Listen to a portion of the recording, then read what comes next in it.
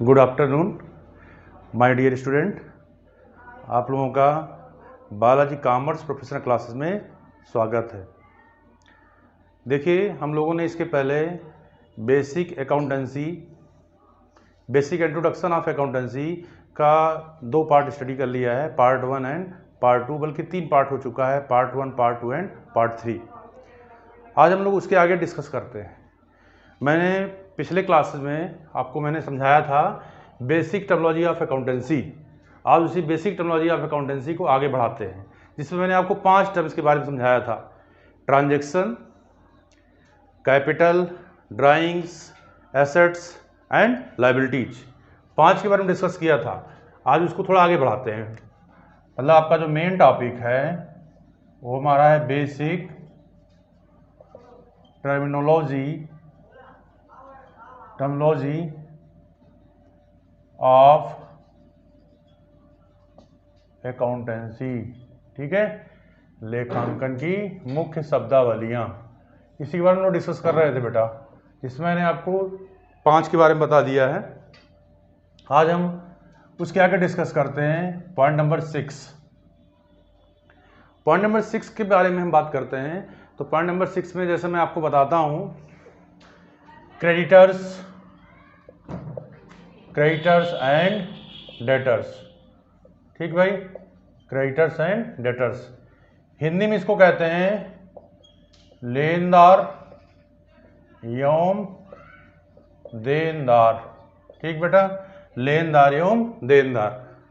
अब ये लेनदार क्या होता है, देनदार क्या होता है, अगर इसके बारे में हम डिस्कस करें तो देखिए, आपको मैंने जब लायबिलिटीज बताई थी तो मैंने बताया था कि जो क्रेडिटर हमारा होता है वो करंट लायबिलिटीज होता है, और जो डेटर हमारा होता है, जब एसेट्स मैंने बताया था, डेटर हमारा होता है करंट एसेट्स। मतलब ये जो क्रेडिटर है, ये क्रेडिटर हमारा क्या है, करंट लायबिलिटीज। ठीक भाई, और डेटर जो हमारा है ये है हमारा करंट एसेट्स। ठीक, अब क्वेश्चन उठता है कि लेनदार किसको कहते हैं हम।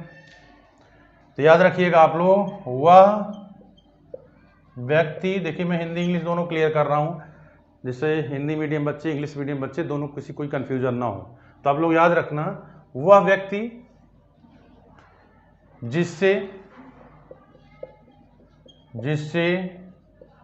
पैसा उधार लिया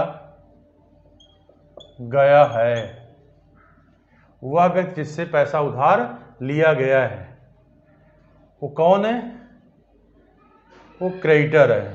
क्रेडिटर, उसको हम क्या बोलते हैं, क्रेडिटर, क्योंकि उसको पैसा हमें क्या करना है, देना है। और दूसरा, वह व्यक्ति जिसको पैसा उधार दिया गया है। तो आप लोग याद रखना, ये हमारा क्या कहलाता है, डेटर। ठीक भाई, कि वह व्यक्ति जिससे पैसा उधार लिया गया है क्रेडिटर, वह व्यक्ति जिसको पैसा उधार दिया गया है डेटर। तो आप लोग समझ रहे होंगे। ठीक है, तो क्रेडिटर हमारा क्या है, करंट लायबिलिटी, डेटर हमारा क्या है, करंट एसेट्स। इसके बारे में मैंने डिस्कस कर दिया। अब मैं थोड़ा आगे बात करता हूं, पॉइंट नंबर 7 के बारे में बात करता हूं। पॉइंट नंबर 7, बिल्स रिसीवेबल, ठीक भाई, and bills payable. Bills receivable and bills payable मतलब हिंदी में कहते हैं प्राप्य बिल एवं देय बिल। ठीक बेटा, प्राप्य बिल एवं देय बिल। BR, बिल्स रिसीवेबल को हम शॉर्ट फॉर्म हम लोग बोलते हैं BR, और बिल्स पेबल को हम लोग शॉर्ट फॉर्म बोलते हैं BP। ठीक है, BR हमारी क्या होती है, ये हमारी होती करंट एसेट्स। ठीक है, ये हमारा क्या होता है, करंट लायबिलिटीज। याद रखिएगा आप लोग, करंट लायबिलिटीज। अब क्वेश्चन उठता है कि बी आर क्या है, बीपी है क्या। अब क्वेश्चन ये उठता है कि बी आर क्या चीज होता है, बीपी क्या चीज होता है। ठीक बेटा, अब मैं आपको बात कर रहा हूं, मैं ऊपर बता रहा हूं इसको। कोई प्रॉब्लम है, हर प्रॉब्लम को मैं आपको डिस्कस करूंगा, जिससे आपकी हर प्रॉब्लम को मैं सॉल्व कर सकूं। आपको कोई दिक्कत आती है, मेरी ईमेल आईडी है, मेरा नंबर है, आप हमसे कांटेक्ट करिए, मैं आपकी हर प्रॉब्लम को सॉल्व करूंगा। अब देखिए डिस्कस करते हैं नेक्स्ट। ठीक बेटा, मैंने कहा बिल्स रिसीवर बिल्स पेबल, प्राप्य बिल एवं देय बिल। प्राप्य बिल का मतलब बी आर, देय बिल का मतलब BP. B R current assets, B R current liabilities, ये आप क्लियर कर रहे होंगे। अब मैं बात कर रहा हूँ बी आर बीपी क्या होता है। जैसे मान लीजिए मैं एक एग्जाम्पल दे रहा हूँ, सपोज करिए दो व्यक्ति हैं, एक है मिस्टर राम, एक है मिस्टर श्याम। ठीक भाई, एक मिस्टर राम है, दूसरे कौन, मिस्टर श्याम। अब मेरी बात समझिएगा, जैसे राम ने, मान लीजिए राम ने, सपोज करिए कि राम ने श्याम को मान लीजिए 1 लाख रुपए का क्रेडिट सेल किया। क्रेडिट सेल का मतलब होता है उधार विक्रय। ध्यान रखिएगा आप लोग, दो तरह का सेल होता है, क्रेडिट और कैश। तो क्रेडिट सेल को हम बोलते हैं उधार विक्रय, और कैश सेल को हम कहते हैं नगद विक्रय। तो देखिए हमने कहा राम ने श्याम को 1 लाख रुपए का उधार माल बेचा, या कह सकते हैं उधार पैसा दिया। तो यहां पर आप देख रहे हो पैसा किसको देना है, पैसा श्याम को देना है, किसको, राम को। पैसा पे करना है श्याम को, किसको देना है, राम को। अब क्वेश्चन ये उठता है कि जब राम ने श्याम से पैसा मांगा तो श्याम ने कहा भैया अभी हमारे पास पैसा नहीं है, अभी मैं आपको दे नहीं पाऊंगा, कुछ दिन का टाइम दे दीजिए। अब क्वेश्चन ये उठता है कि भाई राम कहते हैं श्याम से, भाई मैं कैसे आपको विश्वास कर लूँ, आप कितने दिन का टाइम दे रहे हो, क्या दे रहे हो। तो श्याम ने राम से कहा कि भाई हमारे ऊपर एक बिल लिख दीजिए। तो एक बिल लिखेंगे, बिल जो लिखा जाएगा वो किसी नोटरी पेपर पर लिखा जाएगा, जैसे कोई नोटरी पेपर है उस पर बिल लिखा जाएगा, स्टाम्प लगेगा, यहाँ डेट होगी। ठीक है, लिखेंगे कि आज से, जैसे इन्होंने कहा 3 महीने का टाइम दीजिए, तो लिखेंगे आज से 3 महीने बाद हमें या हमारे आदेशानुसार पेमेंट करिए। लिखेंगे, ये कौन लिखेगा, मैं राम लिखेंगे आई ऑर्डर टू, मतलब ये ऑर्डर करेंगे आज से 3 महीने बाद हमें या हमारे आदेशानुसार भुगतान करिए, जिसका कंसिडरेशन, जिसका प्रतिफल प्राप्त हो चुका है। ये राम बिल लिखेंगे, बिल की 2 कॉपी बनेगी, दोनों कॉपी जाएगी श्याम के पास, श्याम दोनों पे साइन कर देंगे। तो कहने का मतलब एक कॉपी ये रख लेंगे, एक कॉपी ये रख लेंगे। मेरी बात ध्यान दीजिएगा, राम ने बिल दिया किसको, श्याम को, श्याम ने बिल को लिखा एक्सेप्ट, बिल को एक्सेप्ट लिख करके अपनी साइन कर दिया। ठीक है, अब बिल लौटा श्याम से किसके पास, राम के पास। तो राम के लिए बिल कहलाया वो बी आर, और श्याम के लिए कहलाया बिल बीपी। भाई राम को बिल का पैसा पाना है और श्याम को बिल का पैसा देना है, कर्नल बीपी, इनका ब्लड प्रेशर हाई है। मतलब ब्लड प्रेशर हाई का मतलब कि भाई पैसा जिसको देना है, जिम्मेदारी इनके पास है। अगर आप किसी से कोई कर्जा ले लेते हो तो आदमी टेंशन में आ जाता है कि नहीं भाई मुझे देना है। लेकिन आजकल के कई तरह के लोग होते हैं, जैसे कुछ लोग होते हैं वो खाली उनको उधार लेना ही है, उधार देना नहीं जानते, या अपना पैसा वापस करना, उधार पैसा वापस करना नहीं जानते। तो यहाँ जैसे मैंने कहा कि श्याम ने, भाई राम ने बिल लिखा श्याम के ऊपर, श्याम ने एक्सेप्ट किया, बिल किसके पास आया, राम के पास, और राम ने उसको भाई अपने पास रखा। अब इनके लिए बिल कहलाया बी आर, इनके लिए कहलाया बीपी। जब ड्यू डेट आएगी तो राम क्या करेंगे, बिल इनके पास प्रेजेंट करेंगे, बिल का पेमेंट कर देंगे। तो कहने वाला राम को बिल का पैसा पाना है, श्याम को बिल का पैसा देना है। तो इनके लिए क्या है, इनकी लायबिलिटी है, इनकी लायबिलिटी है। अगर ये अपनी बैलेंस शीट बनाएंगे तो बैलेंस शीट में इसको कहाँ दिखाएंगे, लायबिलिटी साइड में। ठीक है, कौन सी लायबिलिटी है, करंट, कौन सी है, करंट है। ठीक है, और ये अगर अपनी बैलेंस शीट बनाएंगे तो इसको दिखाएंगे कहां पर, एसेट्स में। कौन सी एसेट्स है इनकी, करंट एसेट्स है। ठीक है, ये इसको कहां दिखाएंगे अपनी बैलेंस शीट में, कहां दिखाएंगे, एसेट साइड में। कौन सी एसेट्स है, करंट एसेट्स। तो मैंने डिस्कस किया बी आर और बीपी के बारे में। ठीक बेटा, अब आगे मैं बात करने वाला हूं इसके बाद।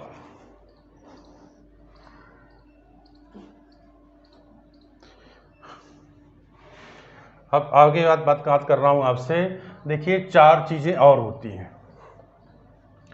जिसको आप कह सकते हो 4 भाई होते हैं। आगे मैं जब आपको टाइप्स ऑफ या मेथड्स ऑफ जब अकाउंटिंग बताऊंगा या गोल्डन रूल अकाउंट्स बताएंगे तब मैं बताऊंगा 4 भाई होते हैं। 4 भाई कौन होते हैं, ध्यान रखिएगा। जैसे मैंने अभी आपको बताया, क्या क्या चीज़ मैंने बताया आपको, मैंने बता दिया 5 चीज़ें बताया ही था। मैंने डेटर क्रेडिटर बता दिया, 6वां, 7वां मैंने बी आर बी पी बताया। अब 8वां 8वें में जैसे मैं आपको यही चारों चीज़ें बता दे रहा हूँ, 8वें में ध्यान दीजिएगा, जैसे मैं यहाँ लिख दे रहा हूँ outstanding expenses and prepaid expenses.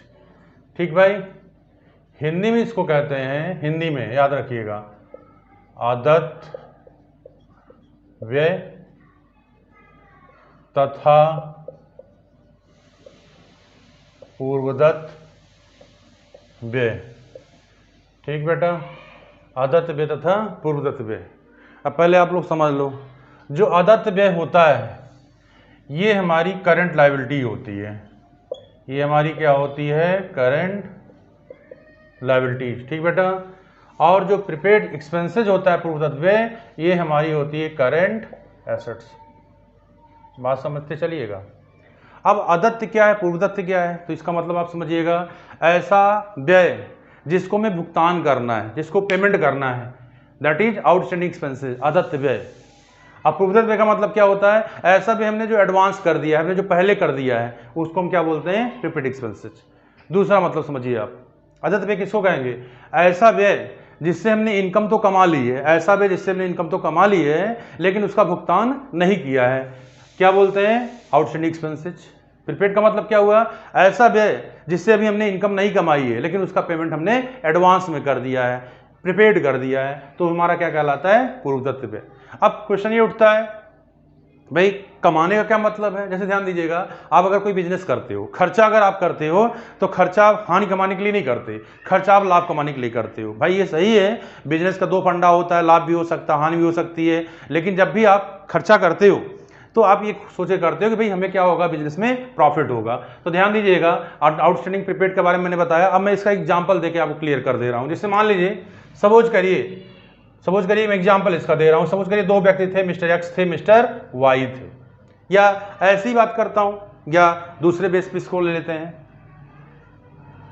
दूसरे बेस पे ले लेते हैं। जैसे मान लीजिए मैं कहूं यक्स है, सपोज करिए, ठीक है, यक्स मान लीजिए कोई कंपनी है, सपोज करिए मान लीजिए कि टाटा लिमिटेड है, थोड़ी देर के लिए मानते हैं आपको टाटा लिमिटेड। ठीक, यक्स मान लीजिए टाटा लिमिटेड के यहाँ नौकरी करते हैं। बात को ध्यान दीजिएगा आप लोग, यक्स लिमिटेड किसके यहाँ काम करते हैं, टाटा लिमिटेड के यहाँ। मान लीजिए टाटा लिमिटेड के यहाँ जो मिस्टर यक्स हैं, ये उनके यहाँ अकाउंटेंट है। ठीक बेटा, उनके यहाँ क्या है, अकाउंटेंट है।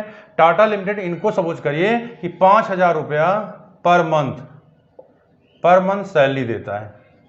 कौन देता है, टाटा लिमिटेड इनको 5,000 रुपये पर मंथ सैलरी देता है।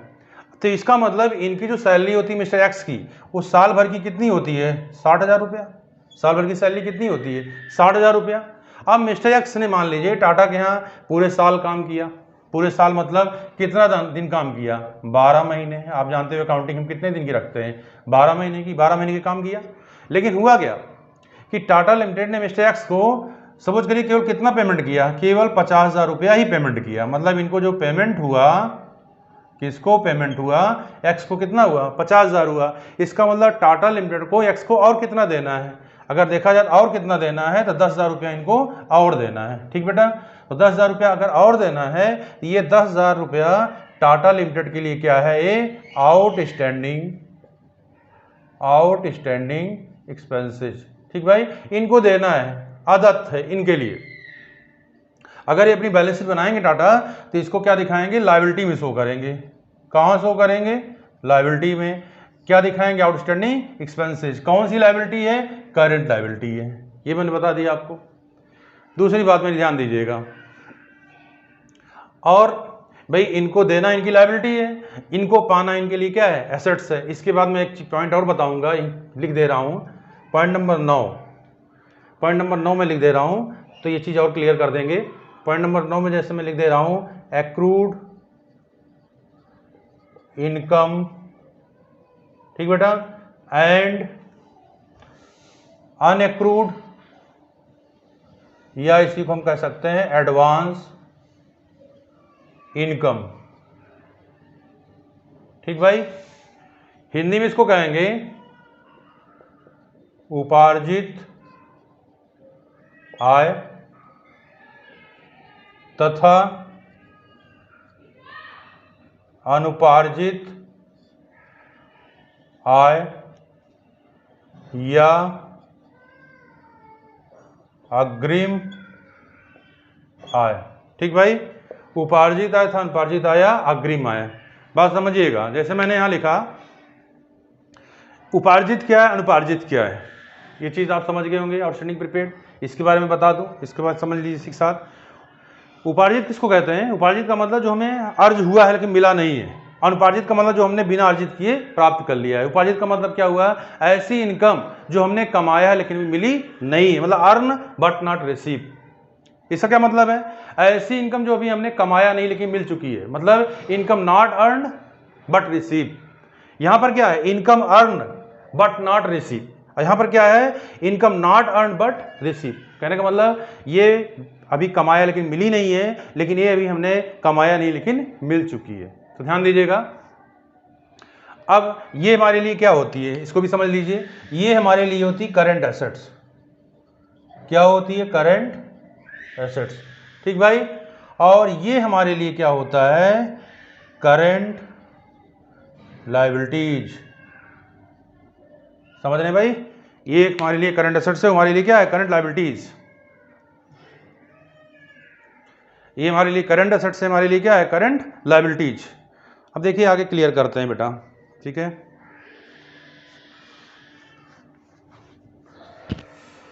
आगे क्लियर कर रहा हूं, तो ध्यान देना। जैसे मैंने एग्जांपल दिया था टाटा का, तो टाटा को यहाँ कितना देना है? अभी टाटा को इनको 10,000 रुपया देना है। तो टाटा के लिए 10,000 रुपया क्या है? आउटस्टैंडिंग एक्सपेंसेज है। आउटस्टैंडिंग एक्सपेंसेज है। और वही अगर ये अपना हिसाब किताब रखेंगे, अगर ये अपनी बैलेंस शीट बनाएंगे, तो इनके लिए क्या है वो? इनके लिए क्या है वो? Accrued income. मतलब ये चीज है, इनके लिए है एक्रूड इनकम। मतलब इनके लिए क्या है? कमाए लेकिन मिला नहीं है। अब इनके लिए क्या है? इन्होंने एक खर्चा किया है लेकिन अभी भुगतान नहीं किया है। इनको देना है, इनकी लायबिलिटी है, इनको पाना इनकी एसेट्स है। तो ध्यान रखना, अगर कोई चीज हमारे लिए आउटस्टैंडिंग एक्सपेंसेज है तो वही अगले के लिए क्या है? वही अगले के लिए क्या है? एक्रूड इनकम है। तो ये आप समझ गए होंगे एक्रूड इनकम।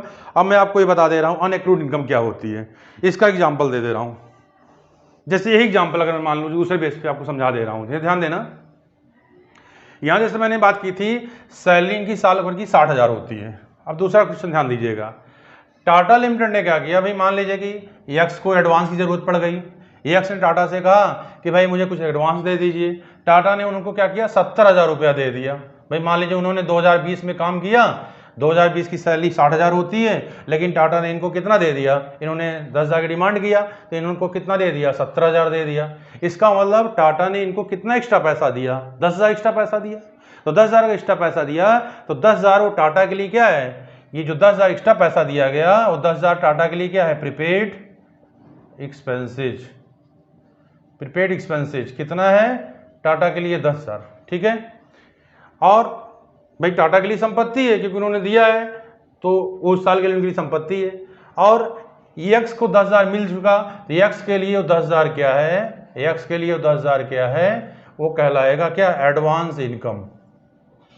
एडवांस इनकम मतलब लायबिलिटी। ठीक है।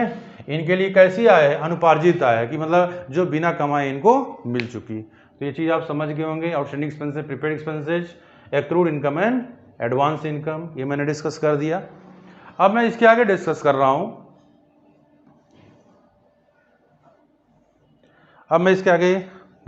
हूं। डेटर कैरेक्टर मैंने बता ही दिया, आगे डिस्कस कर रहे हैं बेटा।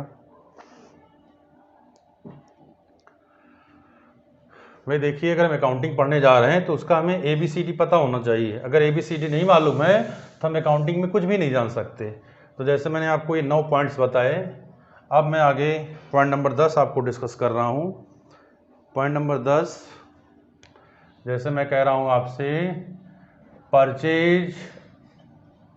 ठीक भाई, परचेज एंड परचेज रिटर्न।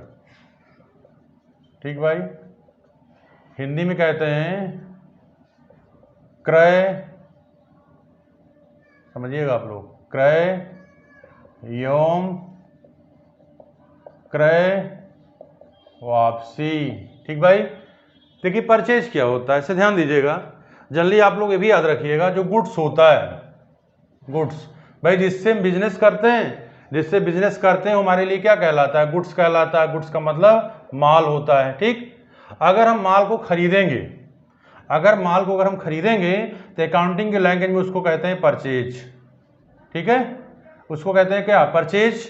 अगर माल को मतलब परचेज, आप परचेजेज लिखते हो क्योंकि माल एक तो खरीदा नहीं जाता, माल तो कई रूप में खरीदा जाता है, बहुवचन होता है, तो उसको परचेजेज कह सकते हैं। तो उससे जो अकाउंट बनता है उसको बोलते हैं परचेजेज अकाउंट। अकाउंट को हम लोग शॉर्ट फॉर्म A/C डिनोट करते हैं। ठीक है, अगर मान लीजिए हम सामान को बेचते हैं, जैसे ध्यान दीजिएगा, यही मैं बता दे रहा हूं, अगला टर्म आपको पॉइंट नंबर 11, अगला टर्म हमारा होता है सेल्स एंड सेल्स रिटर्न। ठीक बेटा, इसको हम क्या कहते हैं? विक्रय एवं विक्रय वापसी। ठीक भाई, विक्रय एवं विक्रय वापसी। तो जैसे मैंने कहा मैंने सामान खरीदा तो क्या बोले उसको? Purchase account. और मान लीजिए अगर हम सामान बेच रहे हैं तो उसको हम क्या कहेंगे? Sales account. ठीक भाई, सेल्स अकाउंट, विक्रय खाता। ठीक, अब क्वेश्चन ये उठता है भाई, मान लीजिए मैंने सामान जिसको बेचा था, या सपोज कि जिससे मैंने सामान खरीदा था, उसने अपना सामान क्या किया? वापस कर दिया। भाई जैसे मान लीजिए, मेरी बात ध्यान दीजिएगा, जैसे हमने कहा कि मान लीजिए हमने 1 लाख रुपए का सामान खरीदा था। ठीक, उसमें से 10,000 रुपए का माल मान लीजिए हमारा डिफेक्टिव निकला, खराब निकला। अब मैं 10,000 क्या कर रहा हूँ? रिटर्न कर दे रहा हूँ। जब 10,000 जब मैं रिटर्न कर दे रहा हूँ तो ये रिटर्न हमारा क्या कहलाएगा? ये हमारा होगा परचेज रिटर्न। कौन सा रिटर्न होगा? Purchase return. ठीक है, अब दूसरा क्वेश्चन ध्यान देना, जैसे मान लीजिए हमने 2 लाख रुपए का सामान बेचा था। ठीक, मान लीजिए उसमें से 50,000 का सामान डिफेक्टिव निकला, तो जिसको बेचा था उसने सामान क्या किया? वापस कर दिया। जब वापस कर दिया तो इससे हमारा क्या बन गया? Sales return. इससे हमारा क्या हो गया? Sales return. तो ये आप समझ गए होंगे, सेल्स क्या है, सेल्स रिटर्न क्या है, परचेज क्या है, परचेज रिटर्न क्या है। ठीक है, आगे डिस्कस कर रहा हूँ। जैसे मैंने आपको इतनी चीज़ें बता दी, अब पॉइंट नंबर 12 ही बता दे रहा हूँ अभी से। मान लीजिए, चलिए पॉइंट नंबर 12, इंसॉल्वेंट। ठीक भाई, इंसॉल्वेंट हिंदी में कहते हैं दिवालिया या बैंकरप्ट होना। ठीक है, विदेशों में इस टर्म बैंकरप्ट बोलते हैं, हमारे इंडिया में इंसॉल्वेंट बोलते हैं। दिवालिया, दिवालिया का मतलब क्या होता है? दिवालिया का मतलब है कि वह व्यक्ति जो अपना, याद रखना भाई, वह व्यक्ति जो अपना ऋण चुकाने में असमर्थ है। वह व्यक्ति जो अपना ऋण चुकाने में असमर्थ है क्या कहलाता है? दिवालिया। ठीक है, वह व्यक्ति जो अपना ऋण चुकाने में असमर्थ है क्या कहलाता है? वो दिवालिया कहलाता है। ठीक भाई, आगे बात करता हूं बेटा। तो मैंने आपको दिवालिया बता दिया। ठीक, अब नेक्स्ट बात कर रहे हैं। ठीक बेटा, नेक्स्ट बात कर रहे हैं हम bad debts. Bad debts Hindi में कहते हैं अशोध ऋण। ठीक है, या इसी को हम कह सकते हैं बुरा ऋण। ठीक है, कहने का मतलब डूबा हुआ पैसा। ठीक भाई, जैसे मान लीजिए मैंने किसी को पैसा दिया, मान लीजिए मैंने किसी को 1 लाख रुपया दिया और मेरा 10,000 रुपया क्या है? डूब गया, तो उसको हम क्या कहें? मेरा नुकसान है, क्या बोलेंगे? बैड डेट्स कहेंगे। ठीक है, एक टर्म और है अगला, डेप्रीसिएशन। आपको पहले ही बता चुका हूं, डेप्रीसिएशन, DEPRECIATION, डेप्रीसिएशन। ठीक है भाई,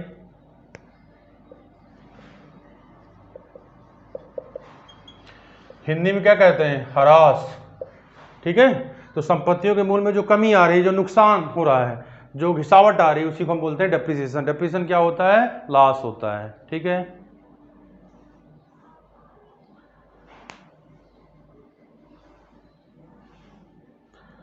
आगे बात करते हैं बेटा। नेक्स्ट डेप्रिसिएशन के बाद बात करते हैं डिस्काउंट। ठीक है, डिस्काउंट की हिंदी होती है छूट। छूट या इसी को हम लोग कहते हैं अपहार, हिंदी में जानते रहिए, छूट या अपहार। ठीक भाई, तो बेसिकली जो छूट होती है वो दो तरह की होती है, याद रखिएगा आप लोग। बेसिकली जो छूट होती है वो कितने तरह की होती है? दो तरह की होती है। एक होता है कैश डिस्काउंट, कैश डिस्काउंट, ठीक है, जिसको बोलते हैं हम लोग नगद छूट। क्या कहते हैं? नगद छूट। ठीक भाई, दूसरी होती है ट्रेड डिस्काउंट, ट्रेड डिस्काउंट, जिसको हम लोग कहते हैं व्यापारिक छूट। ठीक भाई, अब ये छूट क्या चीज होती है? छूट का मतलब आप समझ ही रहे होंगे। बेसिकली कितने छूट होती है? दो, कैश और ट्रेड। तो ध्यान रखना, जो अकाउंटिंग रिकॉर्ड होता है वो किसका किया जाता है? रिकॉर्ड होता है किस डिस्काउंट का? कैश डिस्काउंट का। इसको हम लोग किस में रिकॉर्ड करते हैं? फाइनेंशियल में। फाइनेंशियल अकाउंट में हम किस डिस्काउंट का रिकॉर्ड करते हैं? कैश का। और ट्रेड डिस्काउंट का रिकॉर्ड होता है किसमें? कास्ट अकाउंट में। ठीक है, इसका जो रिकॉर्ड होता है, इसका रिकॉर्ड किस अकाउंट में होता है? कास्ट अकाउंट में। किसका होता है? ट्रेड डिस्काउंट का। अब क्वेश्चन करता हूं, कैश डिस्काउंट क्या है, ट्रेड डिस्काउंट क्या है? अब मैं क्वेश्चन करने वाला हूं कि कैश डिस्काउंट क्या होता है और ट्रेड डिस्काउंट क्या होता है, इसके बारे में हम लोगों को जानना है बेटा। ठीक है, तो ध्यान दीजिएगा मेरी बात। कैश डिस्काउंट क्या होता है? जैसे मैंने बताया कि भाई नगद छूट का हिसाब किताब हम कह सकते हैं कि किस में रखते हैं? फाइनेंशियल अकाउंटिंग में रखते हैं। ट्रेड डिस्काउंट का फाइनेंशियल रिकॉर्ड में कोई रिकॉर्ड नहीं होता, खाली जितने का होता है उससे कम करके दिखाते हैं। और ट्रेड डिस्काउंट का रिकॉर्ड कहाँ होता है? कास्ट अकाउंट में। अब ध्यान दीजिएगा, मैं दोनों चीज़ समझा रहा हूँ। देखिए, कैश डिस्काउंट क्या चीज़ होती है समझिएगा आप लोग। जैसे मान लीजिए, कैश डिस्काउंट हमेशा दिया जाता है नगद छूट जस्ट पेमेंट के लिए। जैसे सपोज करिए आपने किसी को मान लीजिए 50,000 रुपया दिया, ठीक, पैसा ले गया आदमी। आपने मान लीजिए कि आपको लग रहा है मेरा पैसा नहीं आ पाएगा, आपने की स्कीम निकाली। आपने कहा भाई अगर आप हमें 6 महीने के अंदर दे देंगे तो आपको हम क्या करेंगे? 500 रुपया डिस्काउंट देंगे, आपको 1000 रुपया छूट देंगे। तो आदमी अगर आप पैसा ले गया तो आपको क्या करेगा? वो सोचेगा भाई जल्द से जल्द हम इनको पेमेंट कर दें। अगर इनको हम पेमेंट कर देंगे तो हमें क्या करेंगे? मिल जाएगी, कुछ छूट मिल जाएगी। तो कैश डिस्काउंट एक के लिए प्रॉफिट होता है, दूसरे के लिए क्या होता है? लॉस होता है। भाई जैसे भाई मान लीजिए कि हमने सपोज करिए, जैसे छोटा सा एग्जांपल दूं, जैसे मान लीजिए मिस्टर राम है, ठीक, और मिस्टर श्याम है। राम ने मान लीजिए श्याम को 50,000 रुपया दिया, ठीक, और ये कह दिया राम ने कि भाई अगर मुझे कितने दिन के अंदर, 6 महीने के अंदर पैसा अगर वापस कर दोगे तो मैं आपको क्या करूंगा? 500 रुपया डिस्काउंट दूंगा। राम ने कहा किससे? श्याम से। अब श्याम पैसा लेकर गए। श्याम के मन में तुरंत एक बात आई कि भाई 6 महीने के अंदर अगर दे देंगे मुझे 500 रुपया मुझे कम देना पड़ेगा। तो ये क्या करेंगे? किसी से उधार लेकर इनको पैसा दे देंगे। इससे क्या होगा? इनको क्या फायदा होगा? इनका पैसा डूबने नहीं पाएगा, इनको पेमेंट मिल जाएगा। लेकिन इनको मिला कितना अगर देखा जाए तो 49,500 रुपया मिला। भाई 500 इनका नुकसान गया कि नहीं? तो ये इनके लिए डिस्काउंट क्या है? इनके लिए जो डिस्काउंट लॉस है, इनके डिस्काउंट लॉस है। और इनके लिए डिस्काउंट क्या है? इनके लिए अगर बात की जाए, इनके लिए डिस्काउंट क्या है? प्रॉफिट है। ठीक है भाई, तो वो डिस्काउंट कौन सा है? ये जो दोनों ही डिस्काउंट हैं, ये दोनों ही डिस्काउंट कौन से कहलाते हैं? Cash discount. क्यों भाई, किसी कोई दिक्कत, कोई प्रॉब्लम होगी तो आप डिस्कस करिएगा। तो ये मैंने कैश डिस्काउंट बताया। अब मैं बात कर रहा हूं, तो याद रखना कैश डिस्काउंट का रिकॉर्ड फाइनेंशियल अकाउंटिंग में करते हैं। भाई एक के लिए नुकसान है, दूसरे के लिए फायदा। जिसके लिए नुकसान है वो अपने यहाँ डिस्काउंट को लॉस दिखाता है, मतलब आगे जब पढ़ाऊंगा अपने यहाँ वो डिस्काउंट को क्या करता है? डेबिट करता है, DR। और जिसके लिए फायदा है वो अपने यहाँ डिस्काउंट को क्रेडिट करता है, मतलब क्या? CR करता है। तो आगे डेबिट क्रेडिट डिस्कस करेंगे क्या होता है। अब मैं बात कर रहा हूँ ट्रेड डिस्काउंट क्या चीज होती है। देखिए यही बता दे रहे हैं उसको भी कि ट्रेड डिस्काउंट किसको कहते हैं, व्यापारिक छूट क्या होती है। ठीक बेटा, बात करने वाले हैं ट्रेड डिस्काउंट, समझ लीजिए। भाई ट्रेड डिस्काउंट का मतलब क्या होता है? ओवरऑल उस सेलमैन के लिए प्रॉफिट है, लेकिन वो डायरेक्ट रूप से कोई फायदा नुकसान नहीं होता, इसलिए उसका रिकॉर्ड नहीं किया जाता। इसे मान लीजिए सपोज करिए जैसे मान लीजिए आपको कोई किताब खरीदनी है, आप लोगों को मान लीजिए 3 दुकानें हैं, एक्स है, वाई है और जेड है। सपोज करिए 3 बुक सेलर हैं, बात को ध्यान दीजिएगा। आजकल देखिए बहुत सारे ऑफर आते हैं। आजकल कंपनियों को बेचने की पॉलिसी है ट्रेड डिस्काउंट। जैसे देखिए 50% डिस्काउंट चल रहा है, एक लेंगे दूसरा फ्री है कि नहीं। या जैसे पहले क्या होता था कि आप टेलीविज़न लेते थे तो PCD उसके साथ फ्री होती थी। तो अलग अलग चीज़ें ऑफर आती थी। या आप कह सकते हो, जैसे आप देखते हो कि ज़्यादातर जो डिस्काउंट आता है ट्रेड डिस्काउंट, वो किसी आप ऐसे ऑफर आते हैं, जैसे आप कह सकते हो कि कोई फेस्टिवल है, कोई त्यौहार है, उस पर ज़्यादातर ऑफर आता है। एक तरह से मार्केटिंग का सिस्टम होता है बाजार को बढ़ाने का। जैसे मैंने कहा एक्स है और वाई है और जेड है, 3 लोग हैं मान लीजिए। अब मैं कह रहा हूँ कि मान लीजिए आपको बुक्स परचेज करनी है। सपोज करिए जैसे अकाउंटेंसी की आप किताब खरीद रहे हैं। मान लीजिए अकाउंटेंसी पे जो दाम प्रिंट है 500 रुपया, जिसको आप कहते हो लिस्ट प्राइस, जिसको क्या कहते हो, लिस्ट प्राइस कहते हो, सूची मूल्य 500 रुपया। इनके यहाँ भी वही सेम दाम है 500, इनके यहाँ भी सेम दाम है कितना 500। ये मान लीजिए कह रहे हैं भाई हम 10% डिस्काउंट पर दे रहे हैं, 10% डिस्काउंट पर। ये कह रहे हैं भाई हम 20% डिस्काउंट पर दे रहे हैं। ये कह रहे हैं भाई हम कितने दे रहे हैं, 40% डिस्काउंट पर दे रहे हैं। तो अगर देखा जाए, ये जो आपको किताब बेच रहे हैं 50 रुपया कम, मतलब कितने में बेच रहे हैं, 450 में। ये अगर देखा जाए कि 100 रुपया कम, भाई 20% 100 रुपया कम, मतलब कितने में बेच रहे हैं, 400 रुपये में। ये अगर आपको देखा जाए तो 200 रुपया कम, मतलब ये कितने में बेच रहे हैं, 300 रुपये में। आपको यहाँ नजर आ रहा होगा कि सर सबसे ज़्यादा फायदा किसको हो रहा है, एक्स को हो रहा है। सबको समझ में आ रहा होगा, लेकिन एक्स को फायदा नहीं हो रहा है। आप कहेंगे नहीं सर वाई को हो रहा है, वाई को भी नहीं हो रहा है। सबसे ज़्यादा फायदा किसको हो रहा है, जेड को हो रहा है। मान लीजिए कि तीनों लोगों ने, तीनों व्यापारियों ने 1000 किताब मंगाई साथ में, या मान लीजिए कि मैं हाँ कहता हूँ मैं 1000 किताब तीनों लोगों ने साथ मंगाई, ठीक है। जब तक इनकी 1000 बिक रही है तब तक इनकी बिक गई, और जब तक ये दोनों लोग बेचने ला रहे हैं तब तक 1000 के बजाय क्या ये 5000 किताब सेल कर देंगे। इसका सीधा सा मतलब है, आप अगर किताब खरीद के लाओगे तो अपने दोस्तों से बताओगे, मित्रों से बताओगे, भाई उस दुकान पे जाइएगा वहाँ सामान इतने डिस्काउंट पर है। तो इसका मतलब इनकी सेल बढ़ती है। तो ट्रेड डिस्काउंट किसके लिए दी जाती है, बिक्री को बढ़ाने के लिए। अब क्वेश्चन ये उठता है, अगर ये अपने यहाँ अगर उसका हिसाब किताब रखेंगे, रिकॉर्ड रखेंगे, तो उसका रिकॉर्ड ये 500 पे नहीं दिखाएंगे, रिकॉर्ड 300 पे दिखाएंगे। अब मान लीजिए अगर आप खरीद के लाते हो दुकान से, तो आप भी अपने यहाँ उसका दाम कितना लिखोगे, 300 रुपया रखोगे। इसका मतलब नो प्रॉफिट नो लॉस, भाई ना तो किसी को फायदा हो ना तो किसी को नुकसान है। लेकिन ओवरऑल अगर देखा जाए तो सेलमैन जो मिस्टर जेड हैं उनके लिए क्या है, ओवरऑल जो सेलमैन है मिस्टर जेड, इनके लिए क्या है, प्रॉफिट है। इसलिए कहा जाता है व्यापारिक छूट हमेशा व्यापार बढ़ाने के लिए दी जाती है, मैक्सिमम प्रॉफिट कमाने के लिए दी जाती है। समझ में आ गया होगा आप लोगों को। अब आगे बढ़ते हैं नेक्स्ट।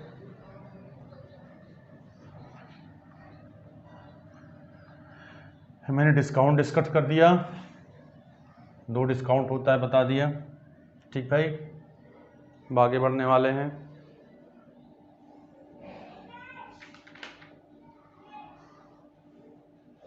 थोड़ा आप लोगों को स्टॉक बता दूं क्या होता है, ठीक भाई।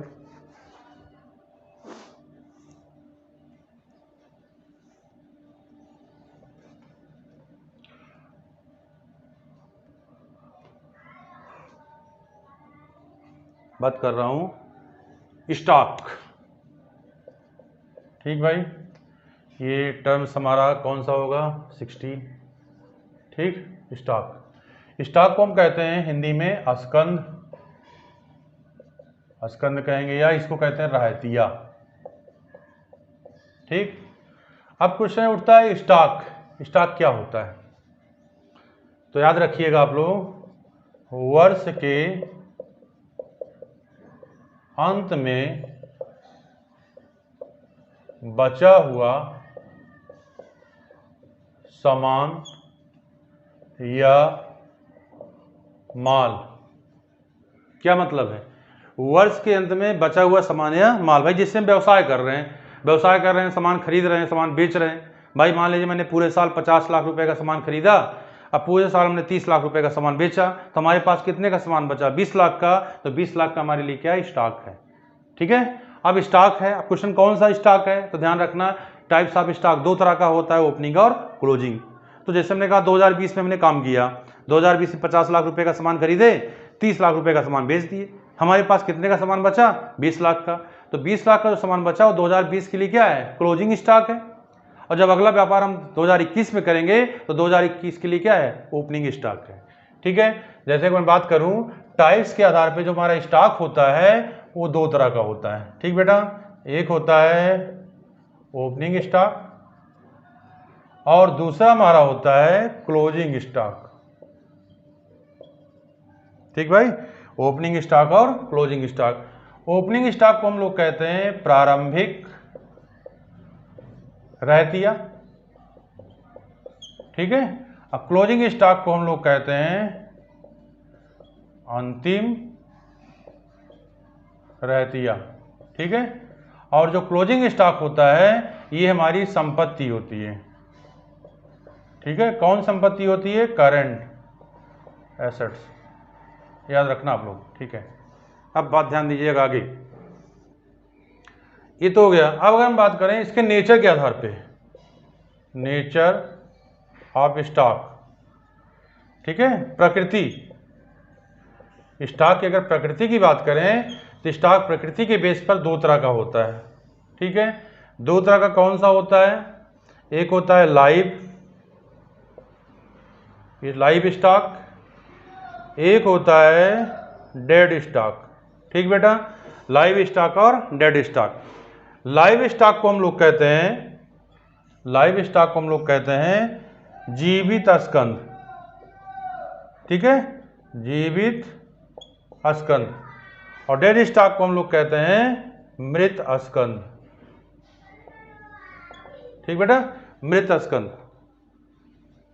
अभी क्या होता है इसके बारे में डिस्कस कर रहे हैं हम लोग।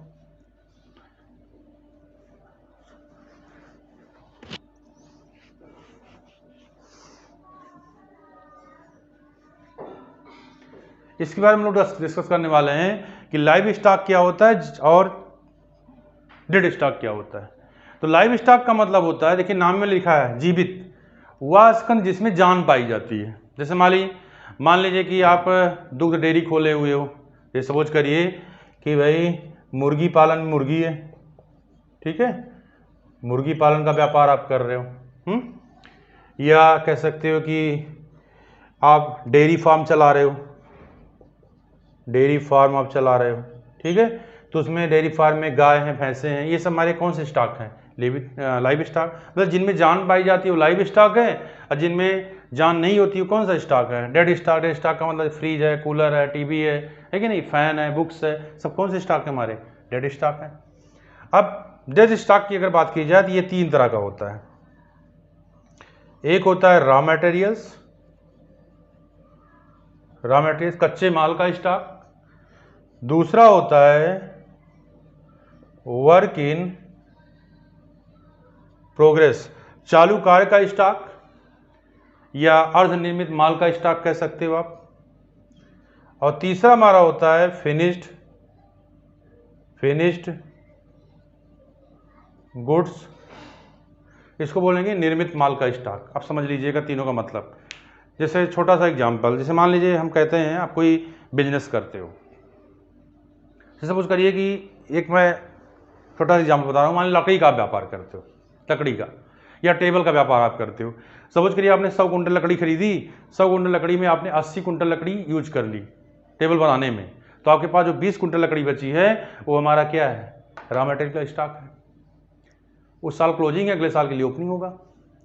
अब जो आपने 80 कुंटल यूज किया, मान लीजिए उसमें से आपने 500 टेबल बनाए, जिसमें से 300 टेबल अभी पूर्ण रूप से कंप्लीट नहीं है, तो हमारा कौन सा स्टॉक है? Work in progress. अब मान लीजिए 200 कंप्लीट हो चुके हैं, तो कौन सा स्टॉक है? फिनिश है। तो ये हमारे तीन पार्ट होते हैं, किसके होते हैं? डेड स्टॉक के। तो आप लोग समझ गए होंगे, मैंने स्टॉक के बारे में डिस्कस कर दिया।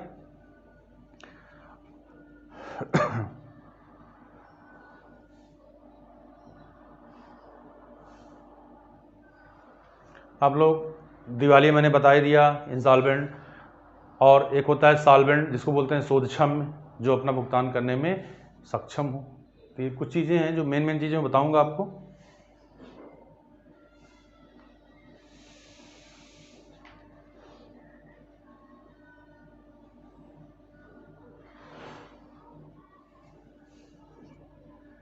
अब थोड़ा बात करता हूँ एक्सपेंसेस के बारे में, ठीक है।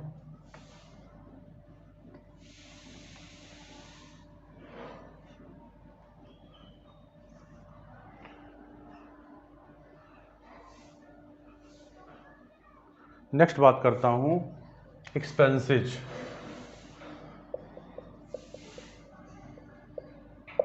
एक्सपेंसेज को हम कहते हैं व्यय। ठीक बेटा, व्यय बेसिकली ये 3 तरह का होता है। सबसे पहला होता है रेवेन्यू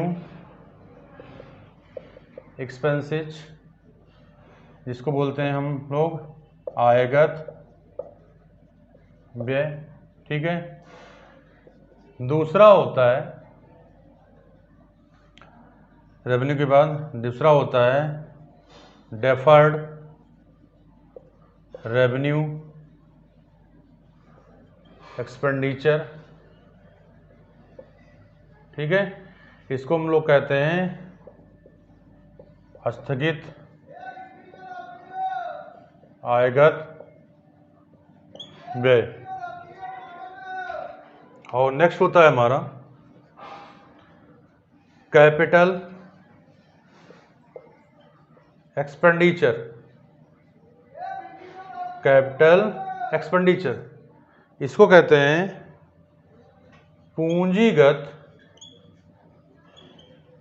व्यय। ठीक है, अब मैं थोड़ा समझा दे रहा हूं सबके बारे में। देखिए रेवेन्यू एक्सपेंडिचर क्या होता है, जैसे देखिए व्यापार हम जो करते हैं, व्यापार में गोइंग कंसर्न कॉन्सेप्ट होती है, लगातार चलता है। तो कहना वह खर्चा जिससे हम 1 साल तक फायदा कमा सकें या जिसका बेनिफिट हम 1 साल तक ले सकें, मतलब मैक्सिमम 1 ईयर जिसका बेनिफिट ले सकें, दैट इज क्या, रेवेन्यू एक्सपेंडिचर। जैसे भी मान लीजिए आपके व्यापार में आप काम कर रहे हो, कोई वर्कर काम कर रहा है, उसको आप क्या दे रहे हो, सैलरी दे रहे हो, वेतन दे रहे हो, दुकान का किराया दे रहे हो। ठीक है, कंप्यूटर पर डेप्रेशन लगा रहे हो, है कि नहीं, या इस तरह से मजदूर को मजदूरी दे रहे हो। कहते जितने भी खर्चे हैं इनका बेनिफिट हम मैक्सिमम क्या लें, 1 साल तक लेते हैं, तो इनको हम क्या बोलते हैं, रेवेन्यू एक्सपेंडिचर, आयगत व्यय। ठीक है, जो हमारे ऑपरेटिंग सिस्टम को जो गवर्न करते हैं। डेफर्ड रेवेन्यू क्या होता है, जिसका बेनिफिट 1 साल से ऊपर लेते हैं लेकिन लाइफ से कम लेते हैं, मतलब एक निश्चित समय तक लेते हैं। जैसे मान लीजिए अब विज्ञापन का एग्जांपल देता हूं, एडवर्टीजमेंट। ठीक है, एडवर्टीजमेंट, ठीक है, विज्ञापन। जैसे मैं बात कर रहा हूं एडवर्टीजमेंट, विज्ञापन। आप लोग देख रहे होंगे आजकल कंपनियां अपनी इनकम का लगभग 40% कास्ट विज्ञापन पे खर्च करती हैं। तो भाई विज्ञापन अगर नहीं होगा तो हमारा कोई काम नहीं हो पाएगा। लेकिन विज्ञापन का देखो, आप देखते हैं बड़े बड़े शहरों में बड़ी होर्डिंग लगी होती है, बड़े बड़े बोर्ड लगे होते हैं। तो ये नहीं कि वो क्यों लगाए गए हैं, वो एक प्रचार के लिए लगाए गए हैं कि बेगर प्रचार नहीं होगा तो पब्लिक, आजकल मीडिया बहुत जरूरी है, पब्लिसिटी बहुत जरूरी है, तभी हमें जानेंगे, तभी हमारा बिजनेस हो सकता है। तो विज्ञापन जो होता है, अब ये नहीं एक बार आपने विज्ञापन करा लिया पूरे लाइफ आपका बिजनेस चलेगा, उसका नहीं, हर चीज का दायरा होता है। जैसे मान लीजिए हमने कोई विज्ञापन कराया, उसका 5 साल तक हम बेनिफिट ले रहे हैं, तो इसका मतलब 1 साल से ऊपर है लेकिन लाइफ से क्या है, कम है, तो उसको हम क्या बोलते हैं, deferred revenue expenditure. Capital expenditure क्या होता है, पूंजीगत व्यय। पूंजीगत व्यय वो एक्सपेंडिचर होता है जो जिससे एसेट्स की इफिशिएंसी, उसकी क्षमता बढ़ती है, उसकी इफिशिएंसी बढ़ जाती है, या ऐसे एक्सपेंसेस जो व्यवसाय के लाइफ तक किए जाते हैं, जिससे लाइफ तक बेनिफिट लिया जाता है, उनको क्या बोलते हैं, कैपिटल एक्सपेंडिचर। तो आप लोग ध्यान रखिएगा, डेफर्ड क्या होता है, ना तो कैपिटल है ना तो रेवेन्यू है, बीच वाला है क्या कहलाता है, डेफर्ड। तो ये मैंने डिस्कस किया।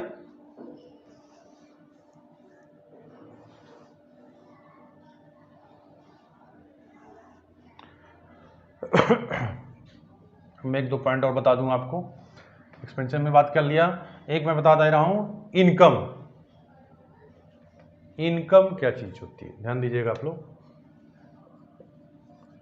इनकम, ठीक है, आय, इसका एक फार्मूला भी होता है, याद रखना, रेवेन्यू माइनस एक्सपेंसेस। रेवेन्यू का मतलब हम कितना कमा रहे हैं। जैसे मान लीजिए आपने 5 लाख रुपए का सामान 7 लाख रुपए में बेचा, तो 7 लाख हमारा क्या है, रेवेन्यू है। अब 5 लाख में बेचा, 7 लाख में से 5 लाख घटाएंगे तो हमारे लिए क्या है, वो इनकम है। तो इनकम का मतलब समझ गए होंगे आप लोग। प्रॉफिट क्या, इसी तरह प्रॉफिट होता है भाई, जो व्यवसाय में फायदा हो रहा है, जो हमें बराबर जो फायदा हो रहा है, वो हमारे लिए क्या है, एक इनकम है।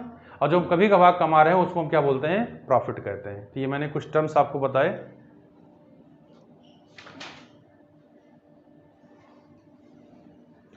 तो इसमें मैंने आप लोगों को बेसिक चीज़ें डिस्कस कर दी। आज मैंने बेसिक टर्मिनोलॉजी ऑफ अकाउंटेंसी के बारे में आप लोगों को डिस्कस कर दिया। अब हम लोग जब इसके बाद नेक्स्ट लेक्चर में जब बात करेंगे तो नेक्स्ट लेक्चर में आपको बात करूंगा, इसमें बताऊंगा कि मेथड्स ऑफ अकाउंटिंग की अकाउंटिंग कितनी विधियां होती हैं और अकाउंटिंग में होता क्या है, अकाउंटिंग साइकिल के बारे में, तो ये सब चीज़ डिस्कस करेंगे। तो आज के लिए इतना।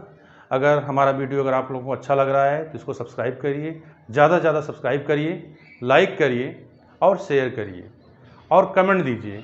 अगर मान लीजिए आपको कोई प्रॉब्लम है, हर प्रॉब्लम को मैं आपको सॉल्व करूँगा कि अकाउंटेंसी में हर बेसिक नॉलेज मैं आपको दूंगा। तो बाकी हम लोग इसके बाद नेक्स्ट वीडियो में डिस्कस करेंगे। Thank you.